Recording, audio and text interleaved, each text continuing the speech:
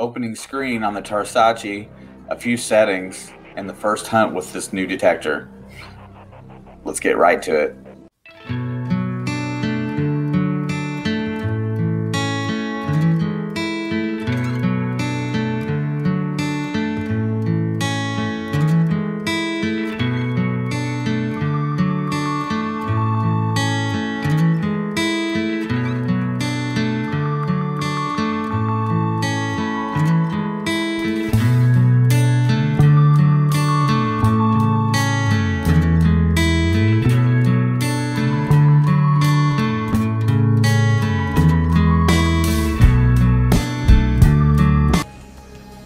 So as we continue on with some of the basics, on the left hand side of the screen is the battery icon, which obviously 4 bars means you're at 100%, 3, 75, 250, 125. Going up above that, that's the black sand setting, and if you want to know when that mode is activated, it'll be black like the salt setting is right now. That means that it's active.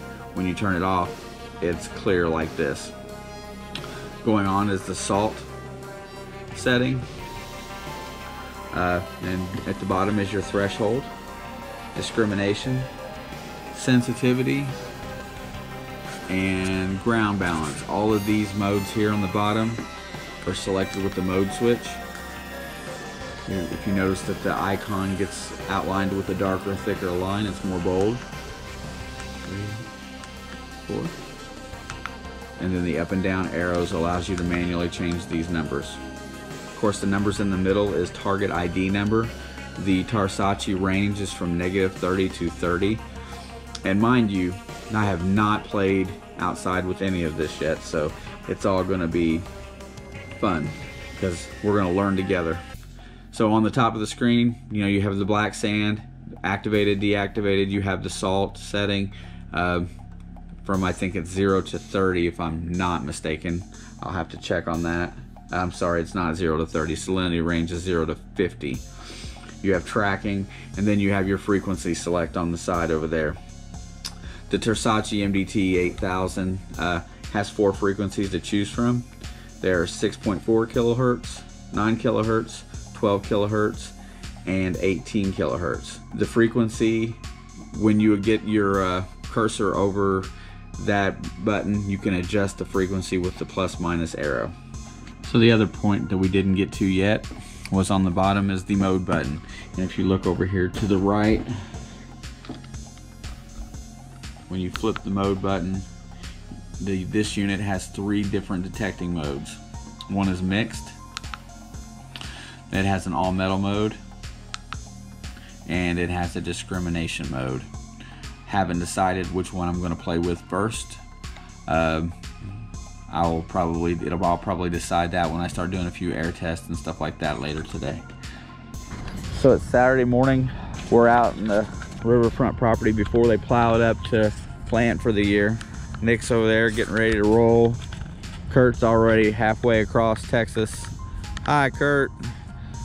He's a swinging away. Kurt's swinging on the E-track today. Nick is swinging, of course, the Equinox 800, and today is going to be my first day out in the field actually with the Tarsacci MDT 8000. So I'm not expecting a whole lot today. I'm probably going to list for comparative signals because I'm not super familiar yet. Anyway, I will get back to you on first target. So the first signal out with the Tarsacci, it's bouncy. I'm assuming that it's probably going to be iron, but it's real close. We'll see what it is. Yeah, I knew it was real bouncy. It's a chunky piece of iron. I'll make sure there's nothing else in the hole and get back at it. So Kurt pulled a 3-ringer out of the ground, and I don't think I've ever seen one this size. Yeah, it's huge. Look at that. It's big. It is huge. Man, that thing had to sound loud. They come out of a cannon. Lordy mercy. Maybe Nick will know what's that. You take that home and measure it. How it's kind of out of square, but it's yeah. So heavy though. But yeah. It's really heavy though. That's the first solid find of the day. Most of the 3-ringers we find are half that size. Yeah. Anyway, check it out. Way to go, Kurt. Woo! That's 75. I'm gonna show this one in a minute. Also, Kurt come up with a, looks like some kind of a clip that's, look, it's got a copper on it, and the rest of it's kind of iron. I bet you that was a funky signal. I'm gonna take it home. I'm gonna use this on the electrolysis and make a video out of it. Anyway, Kurt's got 2 really cool finds already this morning, and he's on a different part of the field that we've never been. Anyway, on to the next. I need to find something good. Definitely because I'm not used to the machine yet, I am digging a ton of square nails and such, but it's picking out targets, separating really well. Just not used to the sounds or the feel yet.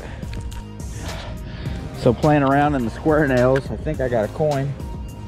No, it's not a coin. Oh, it's a button. And it's got a design on it. I don't think it's like a military button, but it's... Does it got a design on it? Yeah, it's a shanks intact on the back. I'm sure there'll be a back marking on it. But it was one little cool bleep out of a bunch of irony targets. When I flipped it out, I thought it was a coin. But anyway, that's a really cool old button. I'm pretty happy to have it. First good target with the Tarsacci. Oh, you got the, is that what you're using? Yeah. Yeah. Horse tack for Kurt. This is like the thickest, Harmonica reed. it's the thickest one I've ever seen. These are real thin and brittle. Look how thick that is. Yeah, look at that. That's a thick one. Piece of a harmonica reed. Kurt's in a different spot in the field, and he's pulling out some relics today, but he's using the 75. the F75. Oh, you're not using the E-Track? F75. I'm sorry, I said E-Track earlier. F75. Anyway, I'm really stoked about the button, and Kurt's pulling some relics. First good target with the Tarsacci. What you got? Oh, it's got little tabs on it. It's rectangular. There's a design in the middle. Right. Well, it's got 2 ears on it. There's a slot right there. Yeah, but it's like anyway, Kurt pulling up the weird relics today with the F75 for sure. Kurt snags out another small buckle. He's hammering it out today with the F75. It's good to bring the old detector out of the closet every now and again. Another good find. So I had it deem it necessary to come in on this clip. So what's going on here is Nick's found a signal in the ground. Kurt and I were both fairly close, so we're going to come over to investigate. And I use this as an opportunity to learn the differences between my new detector and the minelab Equinox 800 and the F75. Nick's picking it up in the beginning, and he hears a high tone in there, a really good high tone. Anyway, I will come back in at the end and give you my assessment, but this is the first time that I've got a chance to compare these 3 machines together. Now granted, different signals, different angles, you know, whatnot, but you'll see what I'm getting at when I was pretty happy with the result. It might be iron, but just a second ago I was getting, it was just like solid, just like that 2830 right there. But as deep as it is, it might be iron. Yeah, might want to take a chunk out of it. I'm not getting a solid single. My guess it's sort of iron, I don't know. Hey, a big little piece of iron or... Probably a big old freaking horseshoe. I got me one of the old rings today, a horse ring. Yeah. I made it like where a quarter's supposed to be, 22 to 26 on this. Yeah. Yeah, I did bounce off a 75 one. It might be super deep, maybe that's what it is. Yeah. I dig her. Go ahead and dig it. Let's just mess your whole day up. Okay. It's gonna be iron. Is it? See, I didn't get no bouncy low. I didn't get a solid single. I was getting like a... The thing is, it's like 2 tones in there. That's what's throwing me off. Well, last time you didn't dig one of those, it was a wheat scent. Did you lose it? Pretty much. Strange. I still hear it. I mean, I got one little blip in there. 27, 25, 29.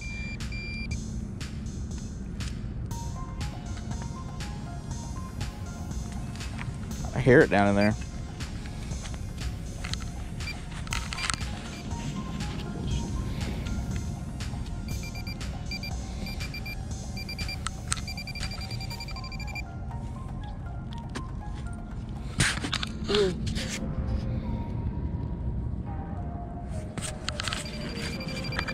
Oh, did we just live dig something? No, I don't think so.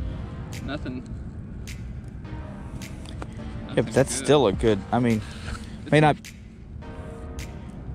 be a good target, but it's still something, it's good metal. Yeah, it's copper. I almost just whacked it with the shovel. Yeah, but that's still a good target. How deep was that? Well, there's my pinpointer, and it's flush with the ground. So that's 8. Anyway, hey, I heard something accurately. And I didn't have a blip in my signal, so I'm happy with that. Good job, Nick. I don't know what it is, but good job. So, quick disclaimer, I'm going to be wrong many times in my life. This was my first day out with this machine, and I'm going against 2 seasoned, experienced detectorists, not against, with trying to figure out. Kurt heard one high tone in there. He commented it blipped at a 75. He thought it was iron. Nick was bouncing back and forth, thought he had 2 signals in the hole, in which there may have been. He may have been on an accurate tear. I had iron notched out for the most part, but I didn't see the iron signal, the numbers, the negative numbers for iron. I was pretty happy because the way that thing came out of the hole, it was kind of on edge up in there. And when he pulled it out sideways. So it was kind of turned up on edge, had a little bit of an angle to it, was the reason why it wasn't a solid number probably for them. But the point I was making is that on that piece of copper that was about the size of a large cent, and it was just a little bit longer on one end, like a spoon handle or whatnot, I hit that thing between a 22 and a 26. I mean, I heard it solid as plain as day. Now, the other thing that I learned at a later time is that I had my threshold set incorrectly on that. You're supposed to run your threshold at -10, somewhere right around there, and where it's not too noisy for you to take, but when you get higher in the negative numbers, the way I understand it, it quiets the ground down a little bit and takes away some of your depth. I was really stoked right there to know that I was getting the signal clearly. I got it more clearly than both of them at the time, and that it was actually good metal. Yeah, I don't know if this is right or not, but I always call these old stove plate covers because they're iron and they got the rim around them. But we find a lot of that stuff out here. Lots of old pottery too. Hey everybody, thanks for watching today. I just would like, if you're somebody new and you're in here and you stayed till the end, hit the like button, subscribe, share it on your social media if you like the content that you see. Hey, I'm going to stop this right now, and I'm going to continue this hunt on next week's video because I don't like my length of videos I don't like them over 10. I definitely don't want to keep them over 15 too many times, but I felt it important to show most of that last clip, and that's the reason that I ran long today. I will finish this hunt, and then I have 2 hunts thereafter with the Tarsacci at 2 totally different type of sites. You all want to stay tuned for that. Hopefully, I don't know if that'll all be in next week's video. It might be 2 weeks, just because I'm trying to keep to a certain time frame on these. Thank you all for watching, and I will see you on the next one.